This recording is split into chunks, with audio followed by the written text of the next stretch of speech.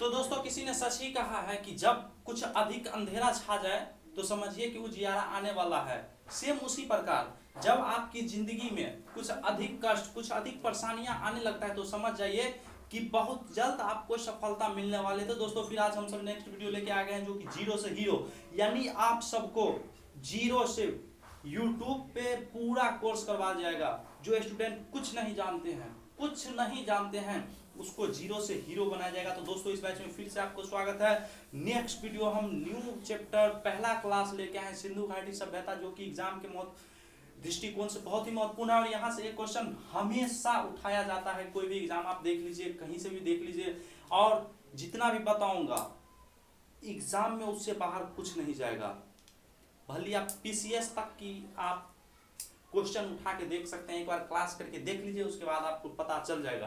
तो चलिए आप सबका ज़्यादा समय न लेते हुए चलते हैं वीडियो की। और इससे पहले भी हम प्राचीन काल है वो समाप्त कर दिए हैं, पूरा पाषाण, मध्य पाषाण, नव पाषाण। तो आप सब नहीं देखे हैं तो जाके वहाँ से देख सकते हैं, ताम्र पाषाण सारा चीज़, तो लिंक आपको डिस्क्रिप्शन में मिल जाएगा। तो चलिए हम सब स्टार्ट करते हैं। सिंधु घाटी सभ्यता। दोस्तों एक चीज़ सोचिए, सिंधु घाटी सभ्यता, बहुत सारे स्टूडेंट के मन में सबसे पहले तो ये क्वेश्चन एक जरूर आता होगा कि यार ये बताओ इसको नाम सिंधु घाटी सभ्यता क्यों दिया गया। एक नोटिफिकेशन फोन आ रहा है।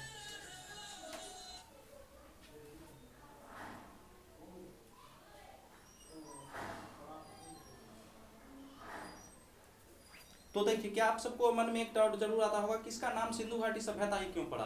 तो दोस्तों इसके पीछे रीजन ये है कि ये जो स्थल, जो ये क्षेत्र है, ये जितने भी महत्वपूर्ण स्थल हैं वो सिंधु नदी के किनारे ही बसा था, इसी कारण इसका नाम सिंधु घाटी सभ्यता पड़ा। क्लियर। एक नाम आप सब और सुनते होइएगा, अन्य नाम।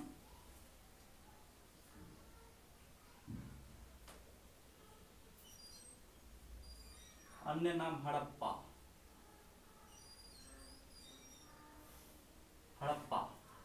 हड़प्पा सभ्यता, ये नाम सभी आप सब जरूर सुनते हुए, हड़प्पा सभ्यता। तो देखिए आप सब एक चीज और आपको पता चलता होगा कि इसका नाम हड़प्पा ही क्यों पड़ा। तो दोस्तों इसका नाम हड़प्पा पड़ा इस कारण क्योंकि जो सबसे पहले खुदाई किया गया था, सबसे पहले जो खुदाई किया गया था वो हड़प्पा से ही स्टार्ट हुआ, इसी कारण इसका नाम हड़प्पा रख दिया गया। हड़प्पा किसने रखा तो इसका नाम हम सब आगे चर्चा करेंगे।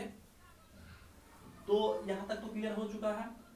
क्लियर। देखिए आपको अगर हम स्टार्ट करना चाहें ना तो डायरेक्ट हम हड़प्पा सभ्यता, हड़प्पा, सिंधु यहाँ से स्टार्ट कर सकते हैं। लेकिन हम यहाँ से क्यों नहीं स्टार्ट करते हैं। यहाँ से स्टार्ट करने का सबसे बड़ा रीजन है कि दोस्तों आप सबको पहले हम बेसिक बताएंगे। पूरा जीरो से हीरो बैच चल रहा है तो इसीलिए हम पहले उसमें आपको क्लियर करेंगे। तो चलिए फिर हम देखते हैं आगे। एक चीज देखिए, सभ्यता। क्या सभ्यता, सभ्यता को अगर हम दो भाग में डिफाइन करें तो मनुष्य, क्या मनुष्य और जानवर। क्या होगा कि मनुष्य भी रहता होगा, जानवर भी रहता होगा, दोनों चीज साथ में रहता होगा। अब ऐसा थोड़ा है कि मान लीजिए मनुष्य रहता होगा लेकिन जानवर नहीं रहता होगा, ऐसा तो हो नहीं सकता है। क्या अब भी जो हम जी रहे हैं तो क्या हमारे साथ मनुष्य और जानवर दोनों साथ जी रहा है। क्या है कि हमारे साथ दोनों साथ जी रहा है। तो चलिए हम देखते हैं सभ्यता। देखिए अब हम इसका कुछ लॉजिक बात जानते हैं, जो लॉजिक बात बहुत ही महत्वपूर्ण है। सबसे पहले क्या ये नष्ट हुआ होगा, क्या हुआ होगा, नष्ट हुआ होगा। फिर क्या हुआ, इसका खुदाई हुआ। क्या हुआ, इसका खुदाई हुआ। फिर क्या हुआ दोस्तों, फिर क्या हुआ, खुदाई होगा तो वहां कुछ ना कुछ मिलेगा, तो उसे क्या कहते हैं, अवशेष कहते हैं। तो वहां क्या अवशेष मिला होगा, अवशेष मिला होगा, अवशेष मिला होगा। अब अवशेष मिला तो क्या उसको हम रख के आरती उतारेंगे, क्या करेंगे कि उसका हम अध्ययन करेंगे। क्या करेंगे, उसका हम अध्ययन करेंगे। तो देखिए इसका ये प्रोसेस था। क्या था इसका ये प्रोसेस था, सिंधु घाटी सभ्यता। क्या सिंधु घाटी सभ्यता, सभ्यता में क्या मनुष्य और जानवर दोनों साथ साथ रहते थे। नष्ट हुआ, खुदाई हुआ, खुदाई होने के बाद क्या हुआ कि उसका कुछ ना कुछ अवशेष मिला। अवशेष मिला तो क्या उसका अध्ययन भी हम किए, यानी इतना कार्य हुआ चलिए ये क्लियर। उसके बाद हम आते हैं कि हड़प्पा सभ्यता की क्षेत्रफल कैसा था, कितना था, तो सारा डिस्कशन हम फिर आगे करते हैं। तो यहां तक क्लियर हो गया, सारा चीज क्लियर हो गया। चलिए अब हम देखते हैं आगे।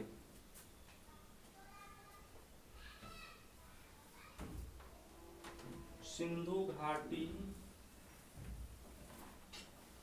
सभ्यता। देखिए एक चीज आप सब ये जान के शौक नहीं जाइएगा कि सर यहाँ तो आप तो सिंधु सभ्यता लिख दिए हैं, यहाँ हड़प्पा सभ्यता, यहाँ सिंधु घाटी। तो घाटी मतलब क्या होता है कि जो नदी किनारे बसा रहता है तो उसको क्या हम सब घाटी ही कहते हैं, क्या घाटी। अब देखिए हम इसको क्या करेंगे कि दो भाग में इसको भी डिफाइन करते हैं। दो भाग में कर दिए, दो भाग में कर दिया। अब देखिए क्या करते हैं कि आकृति लिखते हैं, आकृति।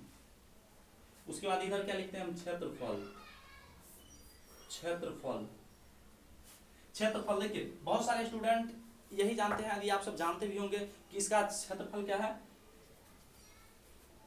12,99,600 यानी लगभग समझिए कि 13 लाख।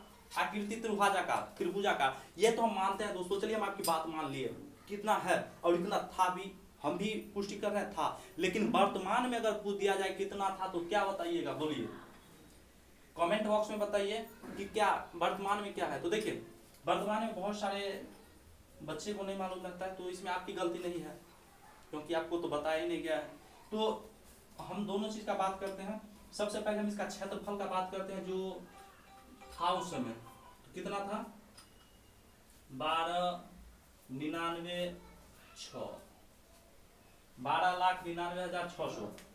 आकृति क्या था, त्रिभुजाकार। वो भी बताएंगे, एकदम पूरा चीज डिफाइंड करके बताएंगे। क्या पूरा चीज डिफाइंड करके बताएंगे, टोटल चीज तोड़ तोड़ के बताएंगे, कहीं भी कोई दिक्कत नहीं होगा। चलिए यहां तक तो देखिए। अगर हम प्रेजेंट वर्तमान की बात करें, वर्तमान देखिए, वर्तमान वर्तमान की बात करें तो क्या है, विषम कोणीय।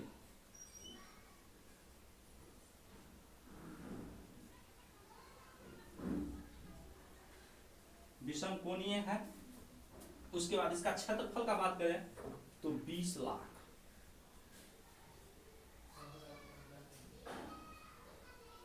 20 लिखा गया था, 20 लाख। देखिए हुआ ये था कि ये जो सब आधारित किया गया, आजादी तक लगभग किया गया। लेकिन क्या बताइए कि आजादी के बाद 1987 में खुदाई नहीं किया गया, 1983 में खुदाई नहीं किया गया, 1980 में खुदाई नहीं किया गया। अरे भैया खुदाई होगा तो क्षेत्रफल बढ़ेगा कि नहीं बढ़ेगा, उसका क्षेत्रफल बढ़ेगा कि नहीं बढ़ेगा, सारा काम होगा, सारा चीज होगा। तो इसी कारण क्या हुआ कि इसका जो वर्तमान का जो आकृति है, अगर पूछ ले एग्जाम में तो विषम कोणीय हम बताएंगे। अगर इसका क्षेत्रफल पूछ ले वर्तमान में तो 20 लाख बताएंगे। क्या बच्चा जब जन्म लिया तो 2 फीट का था, 2 साल यानी समझिए कि 10 साल के बाद भी 2 फीट का रहेगा।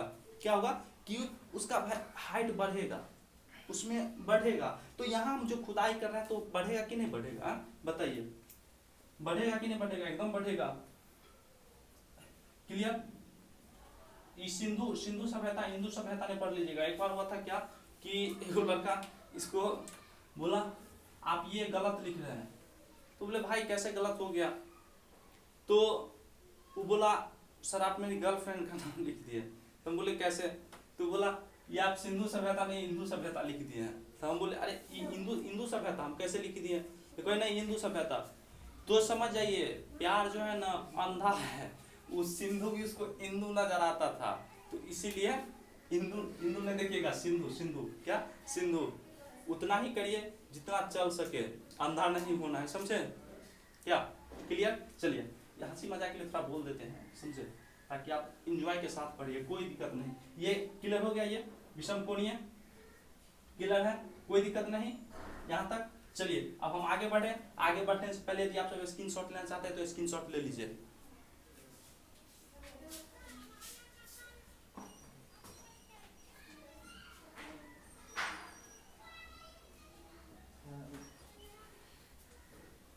चलिए दोस्तों आशा करता हूँ कि आप सब स्क्रीनशॉट ले लिए होंगे। आगे हम बढ़ते हैं, मिटाते हैं इसको। क्लियर हो गया कि इसका अन्य नाम क्या था, टोटल चीज क्लियर। चलिए अब हम आगे बढ़ते हैं, आगे बढ़ते कुछ कुछ हम सभ्यता देखते हैं जो कि इसके समकालीन या उस समय का सभ्यता जो था, क्या टोटल चीज। तो देखिए सबसे पहले हम देखते हैं मेसोपोटामिया।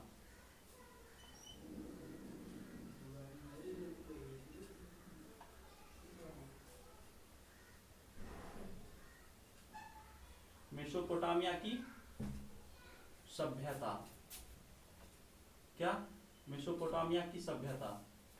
पूछते कि नदी, नदी तो क्या बताइएगा, टिग्रिस, टिग्रिस, टिग्रिस नदी के किनारे क्या था, ये सभ्यता था। किस नदी के किनारे, टिग्रिस नदी के किनारे ये सभ्यता था। टिक्की मत पढ़ लीजिएगा, टिग्रिस, टिग्रिस, टिग्रिस क्लियर, यहां तक क्लियर। उसके बाद हम देखते हैं नेक्स्ट मिस्र की सभ्यता, मिस्र की सभ्यता, सभ्यता। ये दोस्तों ये जो था मिस्र की सभ्यता, ये किस नदी के किनारे था, तो ये नील नदी के किनारे था। नील नदी, नील नदी के किनारे था। किस नदी के किनारे, नील नदी के किनारे ये था, जो कि इसे क्या कहा जाता है, मिस्र की वरदान। नील नदी को क्या कहा जाता है, मिस्र की वरदान। यहीं पे वो अथी सब मिलता था, मम्मी सब। ये वाला मम्मी मत समझ लीजिए आप सबका मम्मी है, वो मम्मी नहीं। होता ये था कि जैसे आदमी मर गया तो उसको क्या करता था कि शरीर में लेप लगा देता था। वो लेप आता है, लेप लगा के कि कुछ दिन के बाद जब हम विकास कर जाएंगे ना, तो इसको फिर से हम जीवित कर देंगे अपना पूर्वज को। और उसी कारण क्या करता था, लेप लगा के रख दिया, और उसको सुबह शाम हरि कीर्तन भजन गा रहा है एकदम ऐसे। लेकिन क्या जो मर गया उसे फिर से जीवित करना संभव है? अगर आप संभव मान भी लेते हैं तो ये आप प्राकृतिक से खेल रहे हैं। क्या ये प्राकृतिक से खेल रहे हैं? अगर ऐसा करते हैं तो प्राकृतिक आपको कभी माफ नहीं करेगा। समझ गए, क्लियर टोटल। चलिए अब हम नेक्स्ट देखते हैं चीन की सभ्यता, चीनी सभ्यता, चीनी सभ्यता। ये किस नदी के किनारे था, हुआंग हो,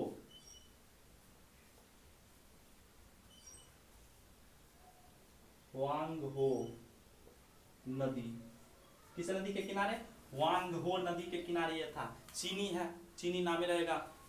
चीन में नाम सब अजब लगता है, शोएडा तो माइक जे, संघाई, वहाँ का जो नाम रहता है ना कुछ अजब रहता है। देखिए नाम कहीं का अजब नहीं रहता, हम सब बोलते नहीं ना, इसलिए हम सबको अजब लगते रहता है। जब हम भारतीय का नाम कोई सुनता है, कृष्ण मुरारी, हर्षवर्धन, कहता है अरे यार इतना भारी नाम।